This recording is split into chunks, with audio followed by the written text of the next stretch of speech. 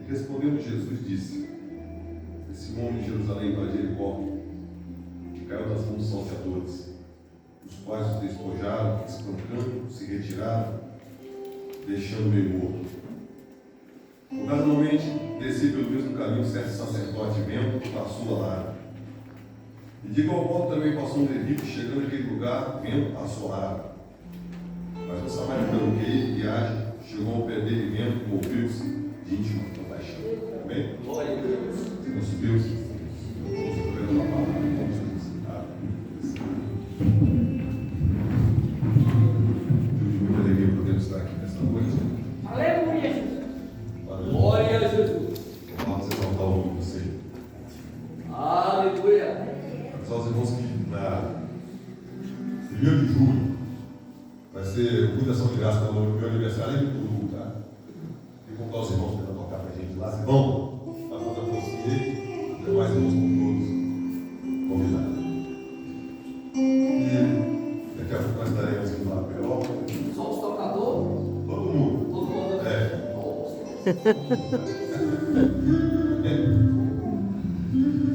Daqui a pouco nós estaremos indo para a Europa, passando aqui para operar um pouquinho com você. Glória a Deus. E esse texto que nós lemos aqui a respeito do parábola do samaritano Glória a Deus. é um texto que traduz a realidade dos nossos dias de hoje. O doutor da lei indagou Jesus e disse o seguinte: mestre, o que eu tenho que fazer para herdar a vida eterna? Aí ele falou, Jesus falou para ele: ama o teu próximo como a ti mesmo, ama o teu Deus de todo o teu entendimento, todas as tuas obras, de todo o teu coração. O doutor, querendo indagar com Jesus, disse: quem é o meu próximo? Aí Jesus contou essa parábola. Essa parábola é um choque na nossa realidade. A Bíblia diz que o homem descia de Jerusalém para Jericó. Jerusalém representa o que? Uma posição espiritual. Lá em Atos capítulo 2, versículo 4 diante, diz: ficai aqui em Jerusalém, até que do alto sejais o quê? O apóstolo Paulo disse que cada um fica na posição que fosse o quê? O fracasso, a derrota da vida de muitas pessoas tem sido quem sair da posição. Vocês sabiam disso? E hoje o que acontece? O aniversário sempre chama a pessoa quando oferecer uma coisa mais alta. Porque Jesus não ofereceu nada. E que esse tempo de vida que nós temos vivido, tanta experiência. Eu tenho acompanhado uma vez um amigo meu, a esposa dele pregava muito. Ele também caminhava na presença do Senhor, era obreiro. Aí chegou um missionário na casa dele, fez a cabeça dele: você pode ser um pastor, você pode ser um evangelista. Aí ele pegou na rua de ser obreiro e foi querer ser evangelista na outra igreja lá. Ele era gerente de uma rede de farmácia. No final parou sem emprego, sem mulher, sem ministério, sem nada. Entendeu? Ele ter ficado quietinho. Um amigo nosso também, filho da igreja, a mulher dele na igreja, as crianças dele na igreja, tudo ali entrosado, na mocidade, tudo. Daqui a pouco ele doidou a cabeça para lá para o ministério. No final, não deu em nada. Largou a mulher, também largou tudo, os filhos espalhou para tudo qualquer canto. Então o que acontece? Cada um fica na posição que foi chamado. Nós temos que ficar em Jerusalém. Jerusalém fica sempre 740 metros de altitude, lugar alto. Essa região que nós estamos aqui é praticamente 240 metros de altitude, mais ou menos, acima do nível do mar. E o interessante é que aquele homem descia para onde? Para Jericó. Jericó é um buraco. Se você for olhar a geografia de Jericó, Jericó fica mais ou menos 266 metros abaixo do nível do mar. Fica mais ou menos nessa medida aí. Então é um buraco. Se as águas do Mediterrâneo banharem ali a cidade de Jericó e não tiver condição de retornar, a cidade vira uma lagoa. Então vocês observam, aquele homem ele queria o que? Ele saiu de Jerusalém e desceu para onde? Para o buraco. O contraste entre Bartimeu. Bartimeu já estava lá em Jericó, em Marcos capítulo 10, versículo 47. A Bíblia diz que quando Jesus entrou dentro de Jericó, o que Bartimeu fez? Ele foi lá para a saída da cidade. Bartimeu já queria ter aquela força de vontade para sair de dentro do buraco. Sempre fala, existe uma decisão na vida do homem. A Bíblia diz de que se queixa o homem. O homem se queixa dos seus próprios pecados. Uma versão mais amplificada diz: o homem se queixa pelas escolhas erradas que ele faz da vida. Quantas vezes a gente faz um negócio que está errado? Eu lembro que também faz aquelas breganhas, umas coisas assim que muitas vezes é só decepção, tem que ser para frente, você vai para trás, e isso são decisões erradas. E lá em Jerusalém, os judeus subiam que uma vez por ano para ali o que celebrar a Páscoa. O livro de Mateus 2 se encontra esse texto. Uma vez por ano eles desciam ali para celebrar a Páscoa, para louvar o nome do Senhor. E esse homem também subiu junto. Mas acontece que esse homem ele quis fazer o que? Ele quis descer sozinho. E quando ele desce sozinho, ele fica o que? Vulnerável. O salmista também diz: a todo momento eu corro o quê? Eu corro risco de vida. Por isso que o apóstolo Paulo diz: não deixeis as vossas congregação, como é o que costume muitos. A igreja tem que estar unida. A Bíblia diz que nós somos o corpo de Cristo. E o corpo ele tem que estar unido. Glória a Deus. É aquele homem se precipitando. Ele resolveu descer antecipadamente. E de repente, no meio da estrada, aquele homem se depara com um assaltante. O assaltante o roubou. O assaltante o machucou. O assaltante o largou sangrando à beira da estrada. Interessante que este homem representa a humanidade dessa geração. Esse homem representou um dia eu. Esse homem representou um dia você. Deus da glória. E aquele homem estava ali jogado à beira da estrada. A Bíblia diz que não tinha. A Bíblia diz que o inimigo veio o que? Senão o quê? Para matar, destruir e roubar. Mas eu vim para que dê o vida e vida o quê? Glória a Deus, aleluia. Então vocês entendam. Quantas pessoas que se encontram jogadas à beira da estrada?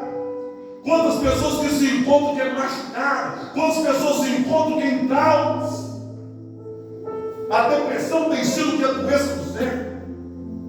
Oh, glória a Deus. Um ano atrás, um amigo meu, Tiago, foi lá em casa, muito usado por Deus em revelação, profecia. Pegou até uma revelação, profecia lá em casa, se cumpriu. Como Deus esses dias atrás, ele comprou uma arma e se suicidou. Nessa pandemia, mais de 300 pastores se suicidaram. A depressão tem sido que a doença do século. A depressão que é o excesso que é de passar. As pessoas ficam lamentando por terem tomado decisões erradas. As pessoas vivem se remoendo dentro de si. Os fracassos que têm tido na vida. E muitas pessoas têm ficado o quê? Jogadas à beira da estrada. Muitas pessoas têm vindo para a igreja esperando que uma palavra de fé. Esperando uma palavra de restauração. Quantas pessoas que fingem que estão bem para conviver no meio social, Aleluia. para conviver até mesmo dentro da igreja, mas se encontram de ferido, jogado à beira da estrada. Alguns se encontram feridos devido a umas palavras de derrota que têm escutado. Alguns têm escutado palavras de derrota até mesmo dentro da família. Alguns têm estudado palavra de derrota até mesmo na sua infância. Quem sabe a sua infância não tem sido boa. Quem sabe no seu trabalho alguém tem te repugnado. E você tem conservado isso dentro do seu coração. Isso tem sido como um câncer, corroindo sua alegria, corroindo sua esperança, corroindo a sua vontade de viver. E quem sabe você se encontra aí jogado na beira da estrada. Mas o interessante é e de repente viu um sacerdote. Aquele homem ficou alegre, porque ele viu um sacerdote, você vai me socorrer. Mas o sacerdote, quando viu aquele homem jogado na beira do caminho, o que ele fez? Deu outra volta, passou tudo lá. Lá o homem jogado na beira do caminho. O sacerdote representa o quê?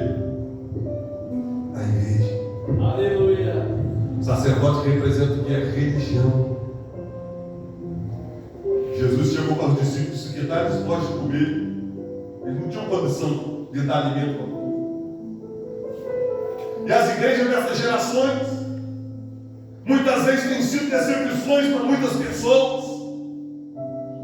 Os pastores dessa geração, muitas vezes têm sido decepção para várias pessoas devido à quantidade de escândalo que tem acontecido, a quantidade de tragédia que tem acontecido no meio do povo de Deus.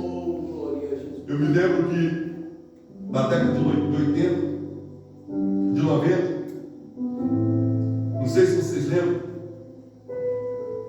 o Evangelho da Regressão que eles começaram a pregar, criaram um tipo de evangelização em todo o grupo de G12, você lembra disso? Criaram isso aí. Eu descobri que tem um grupo de pastores que reúne praticamente sempre no Rio de Janeiro. E muitas vezes o que acontece? Eles reúnem para lançar uma nova moda na igreja. Essa moda é apóstolo para esse que lançaram, apóstolo para tudo qualquer lado. E eles sempre reúnem para trazer uma técnica nova para atrair o povo. Infelizmente, muitas vezes a Assembleia de Deus, a igreja é muito amiga. Porque em determinadas denominações, quando chega um obreiro de igreja diferente, eles deixam lá um ano no banco, para depois ele começar a fazer alguma coisa. Aí, devido à necessidade da pessoa, a Assembleia, em vez de quando dá acelerada, já bota já a pessoa para ensinar, para pregar. Isso tem sido de uma inseminação dentro das igrejas. Isso aí tem causado o quê? Tem causado um fracasso na sã doutrina. Aí criaram o Evangelho da redenção.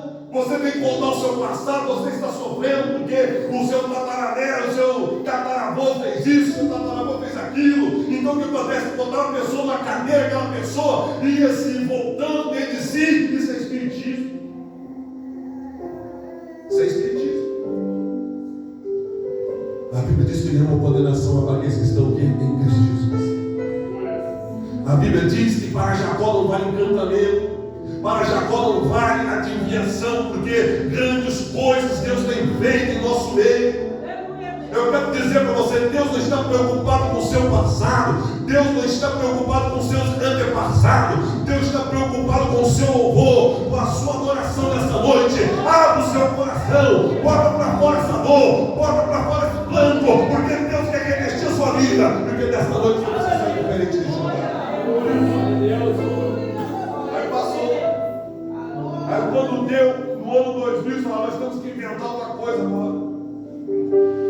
Aí inventaram que o Evangelho da confissão positiva. Sabe o que é o Evangelho da confissão positiva? É você não aceitar a enfermidade. Não aceita a enfermidade. Ah, está amarrado, esse negócio está amarrado. Está quebrado, eu determino. Irmãos, quantos tem difundido na igreja? Tem. Tal está amarrado, eu determino.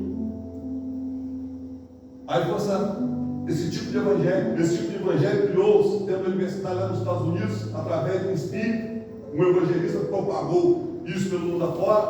Depois daquele pastor Kenneth Rei espalhou nos Estados Unidos, o pastor R.R. Soares trouxe para o Brasil. Não é um evangelho puro ainda, eu não aceito, eu determino, está amarrado. Um evangelho cheio de fantasia. E tem se esquecido que é da cruz. Tem se esquecido que é do poder, que é no sangue de Jesus. Então o que acontece por isso? Que a religião não conseguiu socorrer aquele homem. Em terceiro lugar, quando deu o ano 2010 em diante, inventaram que é a teologia da prosperidade. Alguém já ouviu falar sobre a teologia da prosperidade? Se sua situação financeira está ruim, Deus está com você não. Mas Jesus disse: os pobres sempre tereis convosco aí. Inventaram essa teologia da prosperidade que se divulga até hoje. Que se você ganha 100, se você der 100, você vai ganhar 1000, você vai ganhar 1000. Entendeu? Ofertar, todo mundo pode ofertar, mas isso tem que ser o que? Voluntário. Uma vez eu dei uma oferta para um missionário do Paraguai de $100 na época. E quando passou um tempo, o colega meu me entregou um depósito de $1.000 na minha conta. Devido orando com ele, Deus abençoou ele, mas eu não pedi, não fiz propósito com homem, nem com nada, ninguém nem sabia. Então o que acontece? A palavra oferta significa voluntário. Se eu for falar assim, Daniel, me dá uma oferta, já não é mais oferta mais, porque eu estou pedindo. Tem que ser voluntário. Certo? Aí criou-se essa teologia aí, o que acontece?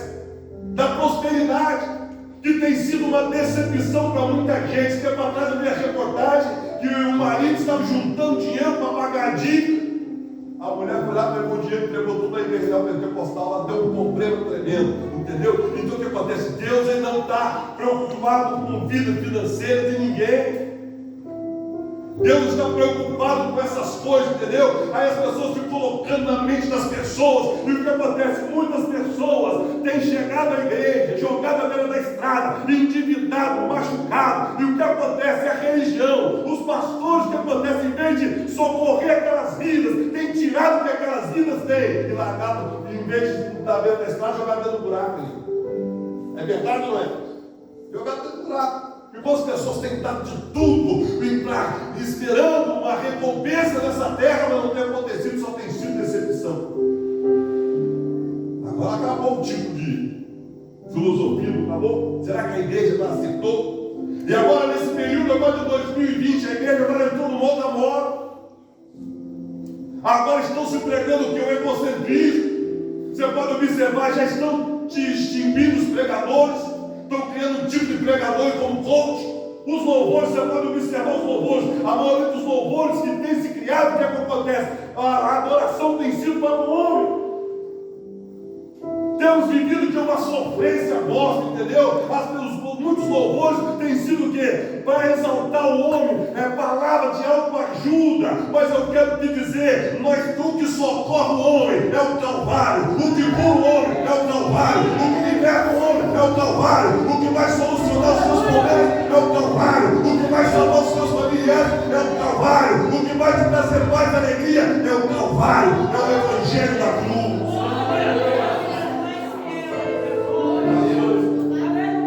O sacerdote não socorreu o homem por causa dessas coisas.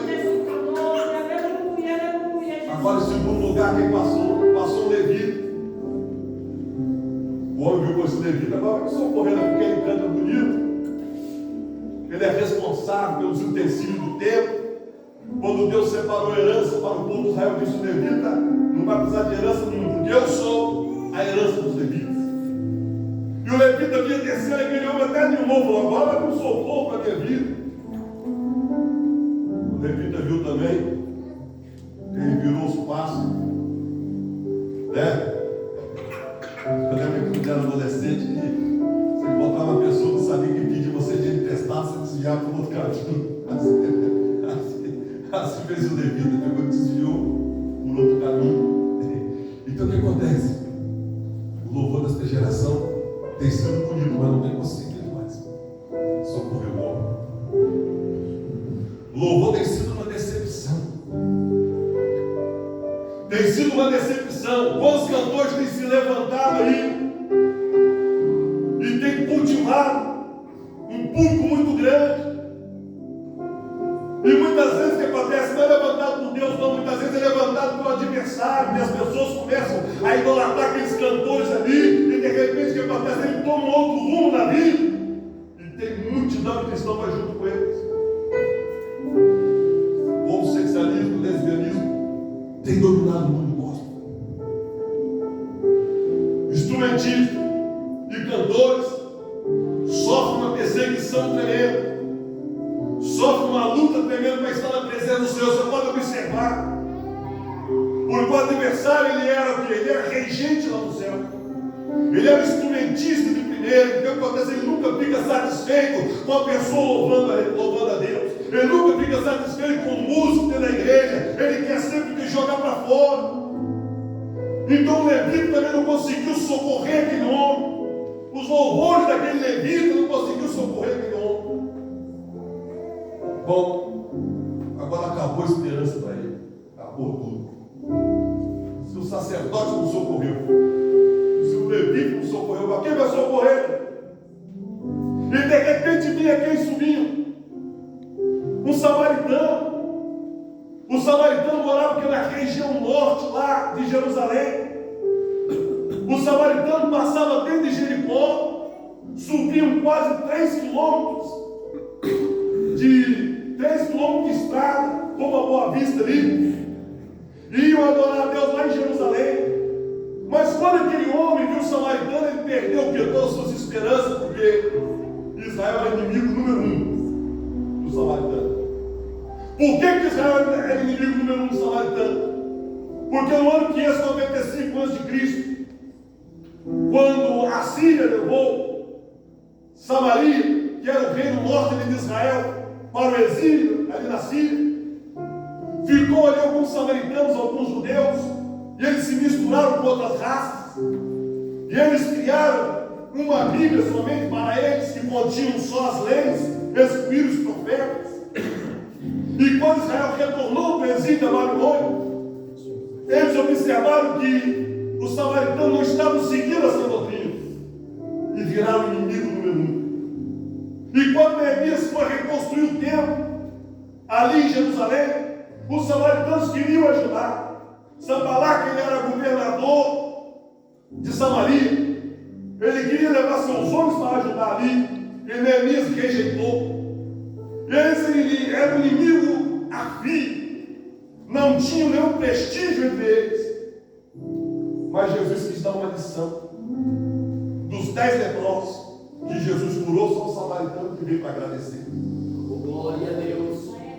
A primeira missionária que Jesus Cristo consagrou foi quem? Foi a samaritana ali no poço de Jacó. E o que acontece? Os judeus não perdoaram o samaritano. Então Jesus ele quis fazer com que o povo entendesse que o segredo da cura da ferida do homem é o que é o perdão. Você lembra em Mateus capítulo 18? A Bíblia diz que o homem foi acertar pouco com seus servos. Tinha um que devia o que? 10.000 talentos. Ao fazendeiro falou: você tem que me pagar esse dinheiro aí. Ele falou: não tenho condição. Eu vou tomar seus filhos, sua família, seus bens, tudo.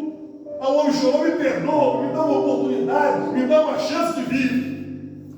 O fazendeiro foi e perdoou a dívida daquele homem. Você sabe qual é o valor da dívida daquele homem? Se você observar aí, Glória a de ouro Deus. é 30.000 reais. Um talento é 60 quilos de ouro. Se você for fazer as contas direitinho aí, uma grama de ouro está 305 reais. 1 quilo de ouro vai dar mais ou menos 30.000 reais. E se você for somar a dívida desse homem aí, é praticamente quase 19 trilhões de reais. O fazendeiro foi e perdoou 19 trilhões de reais, irmão. Sua dívida está zerada. Aí a Bíblia diz que quando ele chegou lá na frente, ele encontrou um homem que devia a ele 10 denários. Um denário é 150 reais, que é o dia do trabalhador comum na agricultura. Mais ou menos 150 reais, vamos colocar aí. Quando ele chegou na frente, ele encontrou um homem que devia a ele 1.500 reais. Aí falou para ele: você não vai me pagar não, rapaz?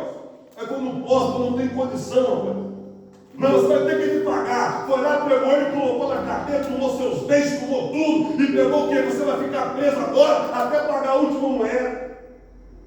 Aí a turma escutou, foi lá falar com o fazendeiro: falou: lá, você perdoou 19 trilhões de reais do homem lá, agora o empregado dele devia 1.500 reais, e ele está cobrando o cara lá. Ele está cobrando? Tá, então chama ele lá.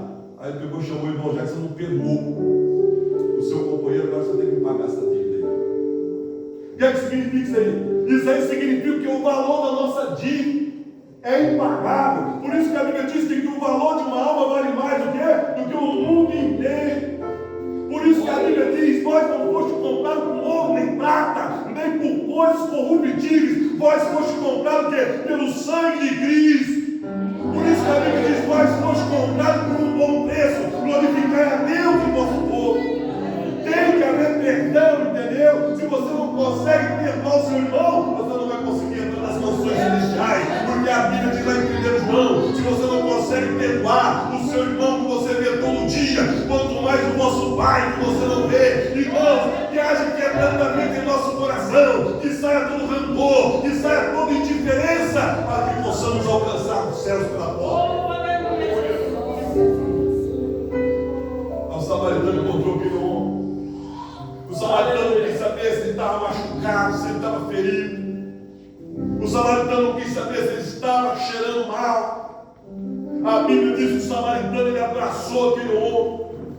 A Bíblia diz que o samaritano deitou azeite nas suas feridas.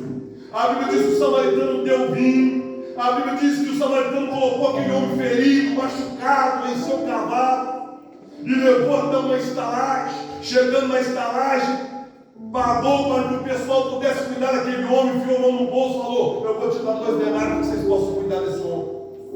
Oh, glória a Deus, aleluia. Se houver alguma diferença, paga. Aleluia. Eis então o mistério. Uma vez Jesus te pegou na beira da estrada. Aleluia. Jesus representa o bom samaritano que te encontrou na beira da estrada. E quando a Bíblia diz que ele deitou azeite nas suas feridas, o azeite representa a pessoa bendita do Espírito Santo.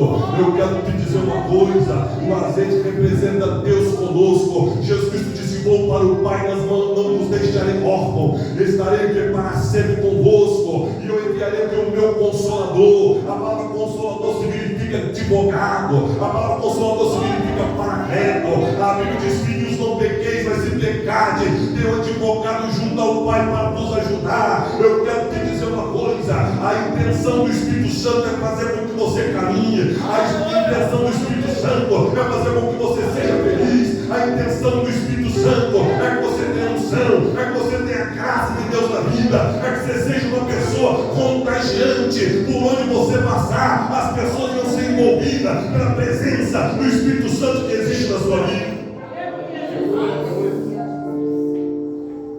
Glória a Deus. Em segundo lugar, deu vinho, significa que colocou em comunhão com Deus. Nós estávamos na beira da estrada. Nós estávamos feridos. Nós éramos indigentes. Mas agora nós somos geração eleita, sacerdócio real, nação santa, um povo escolhido para anunciar a virtude daquele que nos chamou das trevas para a sua maravilhosa luz. Aleluia. O interessante para encerrar: o bom samaritano pegou aquele homem e levou lá para o hospital. Chegou lá no hospital, enfiou a mão no bolso, pegou 2 moedas. Essas 2 moedas representam de 2 denários. Esses 2 denários representam que os 2 dias de serviço. O hospital representa a igreja, o hospital é aqui. O interessante é que Jesus pagou que 2 dias para que a igreja cuidasse do mundo. O apóstolo São Pedro diz que 1000 dias para o Senhor são como o quê? 1000 anos. O salmista também diz o quê? Que 1000 dias para o Senhor são como o quê? 1000 anos. Então o que acontece? Já está vencendo 1000 anos, a igreja está cuidando do mundo. Nós estamos vivendo os últimos dias da igreja sobre a face da terra. A Bíblia diz em Mateus 24: olhai para a figueira, quando essa estiver brotando, seus galhos estiverem formosos, não passará esta geração sem que todas essas coisas aconteçam. Entenda o seguinte: a geração que nós estamos vivendo é a geração do desabrochar da figueira. A figueira representa a nação de Israel. Israel foi decretada nação em 1948. Uma geração que dura de 40 a 80 anos. Nós estamos vivendo a geração do desabrochar da figueira. Nós estamos vendo os últimos dias da igreja sobre a face da terra. Vocês podem observar a evolução do mundo aí. Os economistas chegaram a uma conclusão que nós precisamos de uma só moeda, porque está havendo uma grande defasagem financeira. Alguns países são favorecidos, outros não são. Elon Musk disse que o povo todo não tem que ter um salário, mesmo trabalhando, não trabalhando. Estão se criando agora a inteligência artificial. Nós estamos vivendo os últimos dias. Quando você se cadastra através do celular, o mundo conhece a sua vida. Eu me lembro na década de 80, quando eu estava na escola dominical, vi o mensageiro da paz todo mês para a igreja. E no mensageiro da paz tinha uma notícia: que as televisões que seriam inventadas nos anos da década de 90 em diante, eles iriam saber tudo que está sendo conversado dentro da casa das pessoas. Hoje o que acontece? Todo mundo é rastreado. Se eu pegar o celular de qualquer um aqui na mão, dentro de 10 minutos eu falo a personalidade de qualquer um. Eu sei tudo que a pessoa pesquisou, a gente consegue saber. Então o que acontece? através do burro, eles conhecem a característica, ele conhece a capacidade de cada pessoa, eles conhecem se você é crente verdadeiro, se não é. O mundo está interligado. Glória a Deus. O sistema financeiro está interligado. A partir que acontece, a partir do ano de 2024, não vai existir moeda de papel mais. Infeliz, se você vender um carro, você vai ter que arrancar 27% do dinheiro e pagar para o governo. Não vai ter jeito de você pegar o dinheiro e passar direto mais. Você fez um serviço para empreitar lá fora aí, o que acontece? 24, 22 a 27% você vai ter que pagar para o governo. Esse tempo atrás, um amigo nosso, daquele corredor de imóveis, ele comprou um terreno aqui, vendeu lá, comprou ali, vendeu lá, comprou, vendeu lá. Aí quando chegou esse dia, chegou uma carta de imposto de renda na casa dele de 12 mil reais. Dinheiro só passou na conta dele, porque o governo sabe de tudo. O que acontece, como na Torre de Babel, eles estavam querendo limitar a onipresença de Deus agora. O sistema tecnológico, eles estão limitando a onipresença de Deus através do seu sistema aí de computação. Vocês podem observar, já está surgindo aí uma nova identidade. Já existe um microchip aí que foi lançado aqui no Brasil pela Mastercard. Através desse microchip do tamanho de um grão de arroz, e foi feita uma pesquisa, gastaram quase 5 milhões de reais para consultar onde ele funcionaria melhor. Ele funciona melhor em cima do pulso direito e na testa, através desse microchip. E ele interligar no sistema Google Art, você consegue localizar a pessoa em qualquer parte do mundo. Ninguém vai conseguir se esconder do sistema. Eu quero dizer para você, nós estamos vivendo os últimos dias da igreja sobre a face da terra. A primeira brotou. Lá em Israel, 102 utensílios, novo tempo agora, que o anticristo vai se assentar para oferecer sacrifício, já está pronto. A Arábia Saudita já criou um exército de mais de 150 mil homens para receber o anticristo. E a Bíblia diz que no final dos tempos, na batalha do Armagedon, Gog vão se levantar para destruir Israel. Gog são os netos de Noé, e a China e a Rússia. E a Rússia está numa revolta muito grande de Israel, porque eles cortaram o fornecimento de gás ali para a Europa, e Israel está mandando gás para a Europa. A riqueza que existe no Mar Morto vale mais de 300 bilhões de dólares. E o que acontece? A Rússia está furiosa com Israel. E para quem conhece a Bíblia Sagrada, sabe que se Jesus Cristo aqui matar a igreja hoje, amanhã vai começar a pontos do Cordeiro e das mansões celestiais.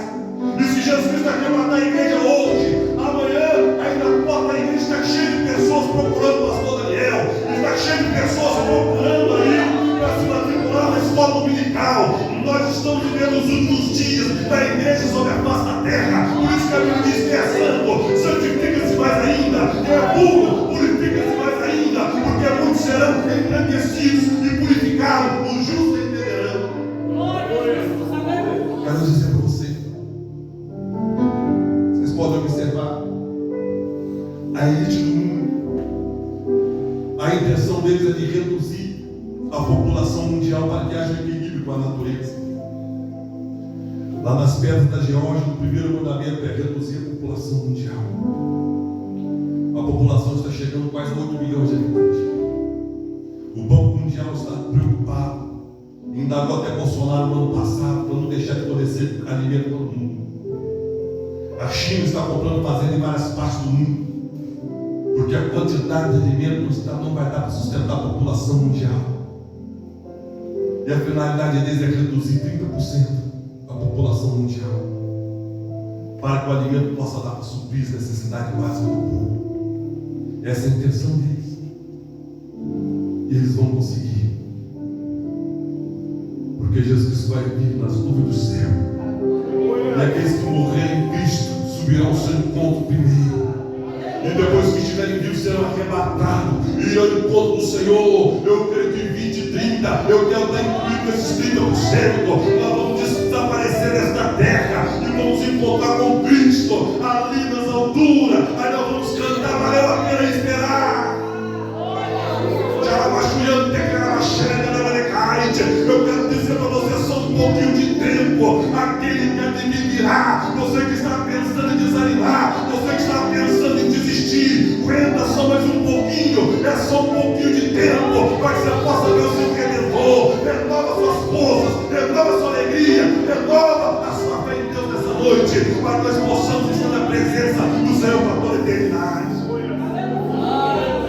Pai Deus está passeando aqui nessa noite. Glória a Deus.